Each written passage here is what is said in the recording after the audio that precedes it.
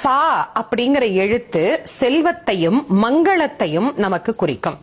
ரா அப்படிங்கிற எழுத்து கல்வியையும் ஒளித்தன்மை நிறைந்தவர் அப்படிங்கிற பொருளையும் நமக்கு குறிக்கும். வா அப்படிங்கிற எழுத்து முக்தி அப்படிங்கிற உயரிய நலனையும் சாத்வீக தன்மையையும் நமக்கு பெற்றுத்தரும். நா அப்படிங்கிற எழுத்து பகைமையை வெல்லும் திறனை நமக்கு ஏற்படுத்தும்.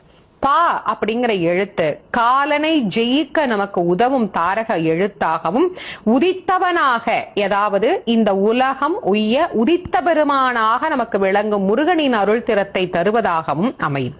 வா என்கின்ற எழுத்து ஆரோக்கியத்தை நமக்கு தரக்கூடியதாகவும் நீடித்த ஆயுளை நமக்கு பெற்றுத்தரக்கூடியதாகவும் அமைந்திருக்கக்கூடியது இந்த ச ர வ ந ப வ என்கின்ற 6 எழுத்துக்கள். முருகனையே நாம் குருவாக கொண்டு இந்த நாமத்தை யார் வேண்டுமானாலும் எந்த வயது